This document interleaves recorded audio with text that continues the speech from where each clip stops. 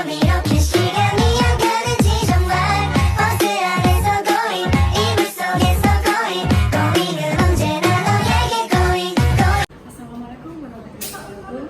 Hai semuanya, perkenalkan saya Adinda Tagasa Sabila dari Stikes Patriarsa Jakarta semester 5. Di sini saya akan menjelaskan tentang apa sih itu bronkitis dan bagaimana cara mengatasinya.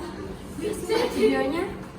Apa itu bronkitis? Bronkitis adalah peradangan atau iritasi yang terjadi pada saluran bronkus, yaitu pipa yang berfungsi sebagai penyalur udara dari bagian tenggorokan menuju ke organ paru-paru. Nah, tanda dan gejala pada bronkitis itu apa aja sih? Yang pertama, nafas berbunyi. Yang kedua, ada lemas. Yang ketiga, ada demam. Yang keempat, sakit tenggorokan dan sesak nafas. Yang kelima, nyeri dada ketika batuk. Dan yang keenam, batuk disertai lendir. Nah, ini ada beberapa cara pengobatan pada penderita bronkitis. Yang pertama, pemberian antibiotik dan obat-obatan, cukup istirahat, menghirup uap air hangat, minum air putih lebih banyak, dan latihan batuk efektif.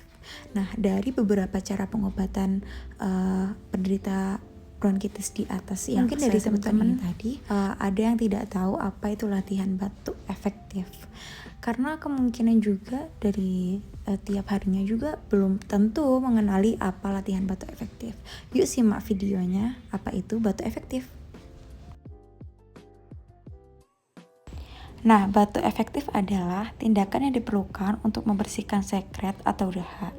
Tujuannya meningkatkan ekspansi paru-paru, mobilisasi sekresi, mencegah efek samping dari resensi sekresi, yaitu pneumonia, atelektasis, dan demam. Persiapan alatnya cukup simpel kok, yaitu sediakan tisu secukupnya, tempat pembuangan dahak seperti kantong plastik.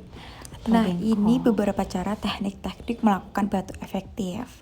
Saya kirim di sini, mungkin kalian bisa simak videonya sebagai berikut.